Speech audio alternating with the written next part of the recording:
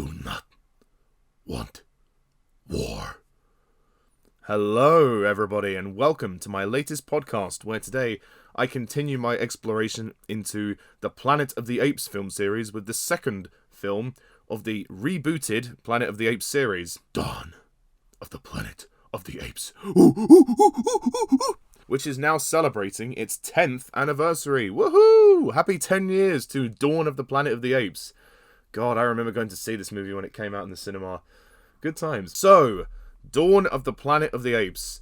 This was directed by Matt Reeves, released in 2014, and it is one of the longer installments of the franchise at 2 hours 10 minutes. So, this is the point where the series does start to go a bit more epic, and it does start to increase the runtime, as most of the previous movies were short. Although I do think the Tim Burton one was slightly shorter than this, but yeah, that one doesn't exist in my opinion. So the plot of Dawn of the Planet of the Apes is as follows.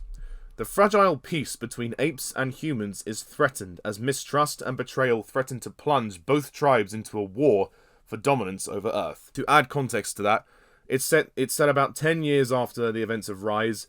Caesar and the apes are living quite harmoniously in the forest, and then the few humans that are left need to turn the power back on, because there's no power left in the city, and they obviously rely on that to survive.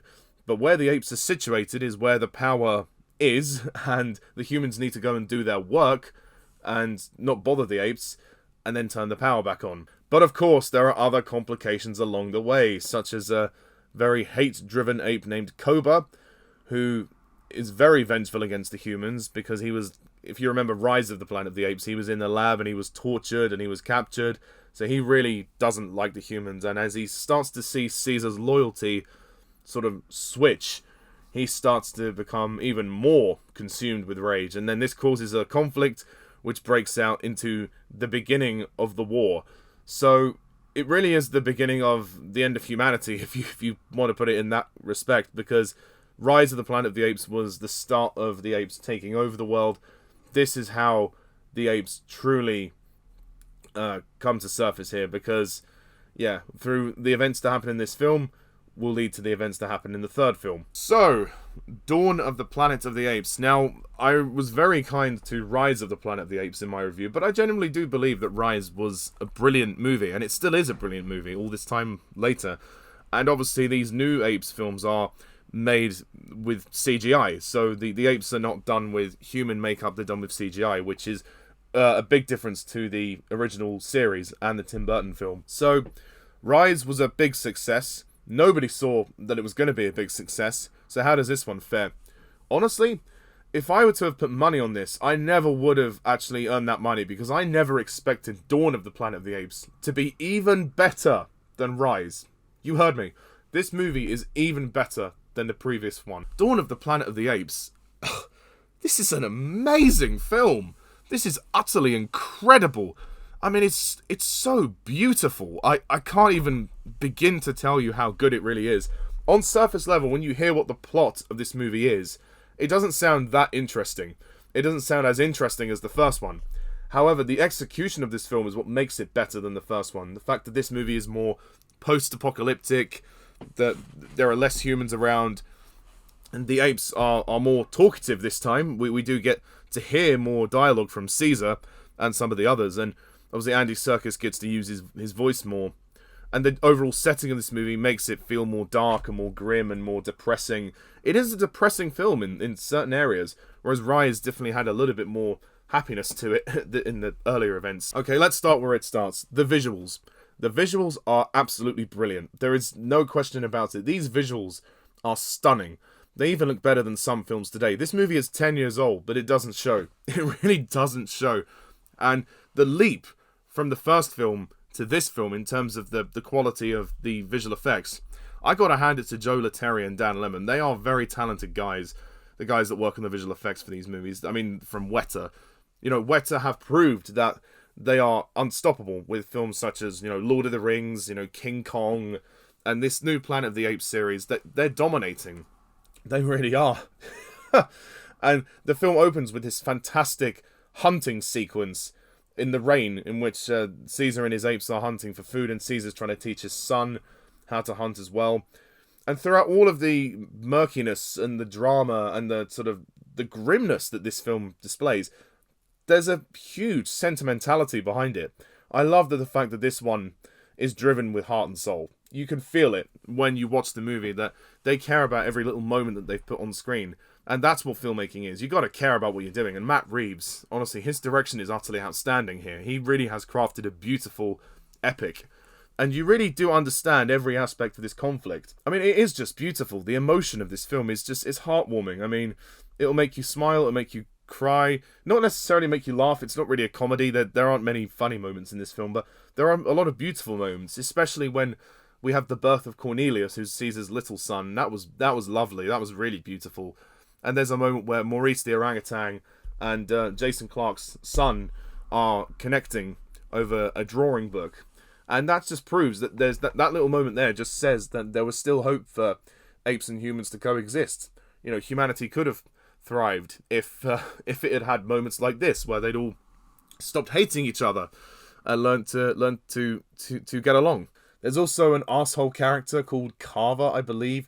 He is a bit, I suppose he's like Cobra for the humans. He's very vengeful against the apes because he blames the apes for what happened in Rise, you know, with the whole uprising. And Keri Russell's character tries to tell him that, you know, that happened with scientists in a lab. It wasn't their fault. And that's what's important to remember, is that everybody in this story has a very clear motivation for what they want. And I think that's brilliant. I think you can never really pinpoint protagonists and antagonists. There's no winners or losers in this. Everybody's in this situation because of what happened at the Genesis lab.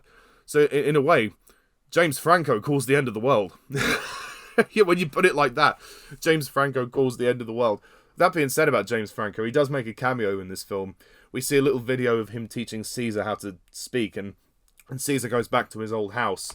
It really is interesting to see how that is all like damaged and decrepit. You know, there's nothing left of it. And that's the thing. So much time has passed since Rise of the Planet of the Apes that the world that Caesar knew is not the same anymore. And I like that. I like showing the contrast in what happened. And the film opens, before the hunting scene, opens with some re-exposition about what happened in Rise, in case anybody missed Rise. And I think that's important to just establish the time jump between movies. The film does have a bit more action spectacle than Rise, and it gets very intense, certainly as it goes along.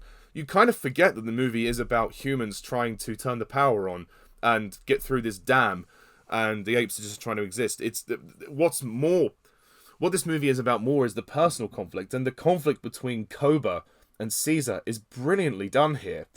How Caesar is questioning Koba's loyalty to the apes when he starts to go dark. When Koba starts to go dark, he becomes almost as bad, if not worse, than the humans, you know, which is why, in the end, Caesar does what he does, and he says, "You are not ape," and then he lets him go. But when they fight, midway through the film, after he says, you know, you love humans more than you love your sons. I mean, God, that really gets to him, and you just feel the brutality and the tension. And I like the brutality of this film. It's so much darker than the first one, and it's so much different to the first one as well. It's kind of hard to believe these two are in the same franchise, but I think it's important that the movie escalated in terms of the world building. It had to escalate the world and show how much darker it had become. And my gosh, it is brutal, and there's more blood as well. And Caesar himself has a couple of dark moments there, and then he snaps out of it and he goes, "Ape will not kill ape." And we begin to see like the laws of the apes coming back into this series. Because if you remember the original films with, you know, they wrote down the laws of like apes don't kill apes get on, basically. And Cobra breaks those rules, and he pays the price. And he kills Ash, one of the younger apes, because he refuses to follow him. So it's very dark. Action battle sequences are very good. They're quite brief. They're not huge. They're not like your average blockbuster, but I don't think that's a problem because the movie's not really about that. That's just something that happens to escalate the story. And it is really, really entertaining to watch that action spectacle, but you feel like there's stakes behind it because you care about the characters and what's been going on. And seeing Caesar build his own family is really quite brilliant. And there's so much tension, especially when Caesar is almost killed by Koba. and then the apes think he's dead, and then that's when Cobra really starts to take control. If there is a weakness to this film, it is perhaps the human characters. They aren't the most interesting of people. I mean, Gary Oldman's a little bit interesting as Dreyfus. We do see a moment where he does look at the iPad and look at the family he's lost, so we get his motivation as to why he's so driven to kill the apes. But Jason Clarke's Malcolm, not particularly interesting, but he's good enough. I mean, he's serviceable. They're not bad characters, but one might just say they're a little underdeveloped.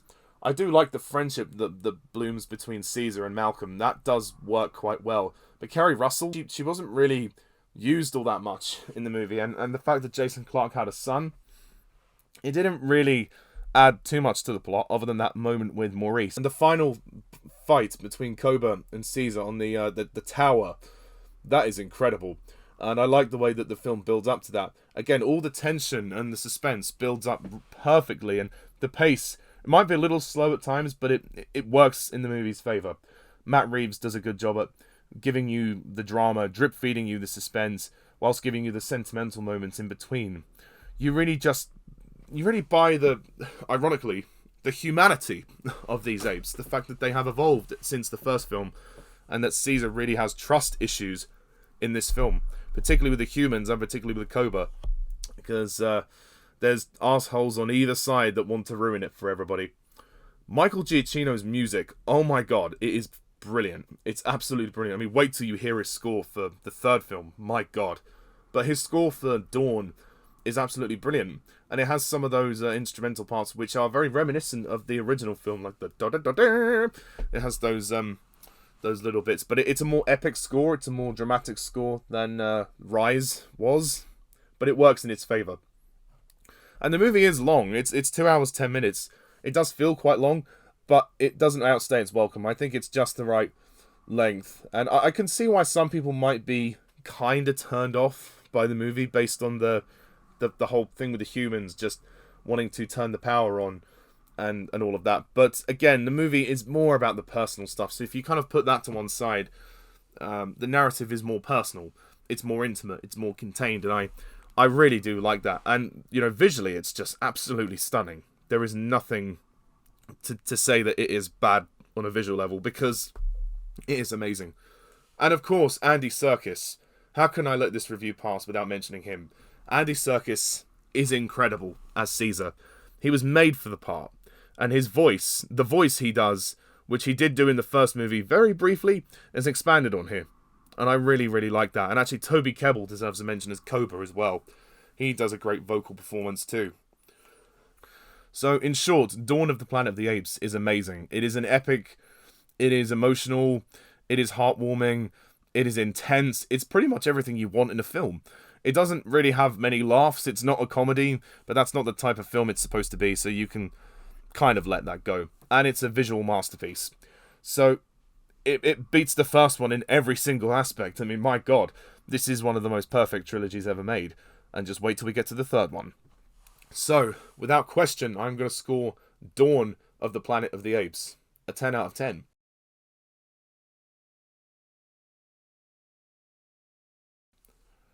So that's my review. Thank you very much for listening, and then stay tuned next time when we review the third and final film of the trilogy, War for the Planet of the Apes, and then on to Kingdom. So until then, see ya.